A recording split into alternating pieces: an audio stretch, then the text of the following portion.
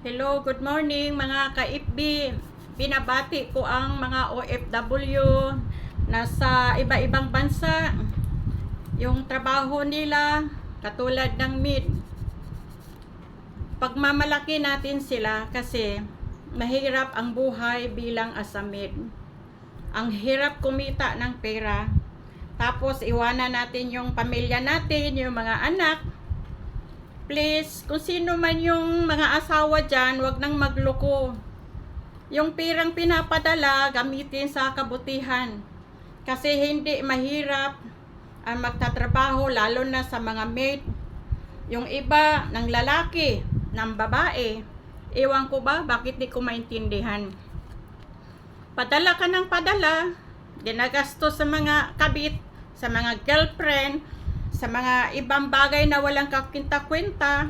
Yung asawa nila, mid lang yung trabaho, tapos hindi binigyan ng halaga. Pag uwi, walang bahay, walang pira, nandoon na sa kapitbahay, lumilipat na, iba na yung inaalagaan. So kawawa naman yung nagpapadala ng pera, nag-i-enjoy.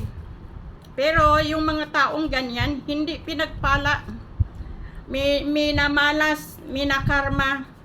Kasi alam nyo friend, nangyari na yan sa akin. Umuwi nga ako na walang pera 20 pesos lang. Wala talaga akong kabit-bit, walang pasalubong, walang pira. Danas ko yan kasi dati rin ako nagtatrabaho. Pero hindi naman ako maid. Pero ang hirap ng dinanas ko. Yung iba nga dyan, umuwi rin sila, iba na yung may-ari ng bahay, bininta na, nalulong pa sa sugal, nandoon na sa mga iba-ibang mga babae at lalaki. Kaya kayo mga maid, proud ako na maging maid kasi danas ko yan. Yung hirap ng pinagdanasan nyo na hindi nyo akalain na ganon ang gagawin sa mga partner nyo. Niloloko kayo. Pag uwi, walang pera. Kaya, wag nyong ipadala lahat yung mga sahod nyo. Magtabi kayo para pag uwi, meron kayong pirang bit-bit.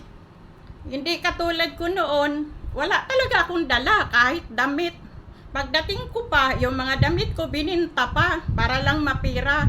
Kasi yung pinapadalhan ko sugarol.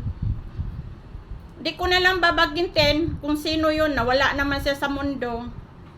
Pero okay na ako ngayon. Kahit hindi ako nakaranas ng maid, pero mayabang ako sa mga babaeng nagkatulong, mga maid, punta sa ibang bansa. Kaya mag-ingat kayo, mag-ipon kayo, wag lahat ibibigay, okay? Yan lang ang may share ko sa inyo. Salamat mga ka-FB. Bye-bye!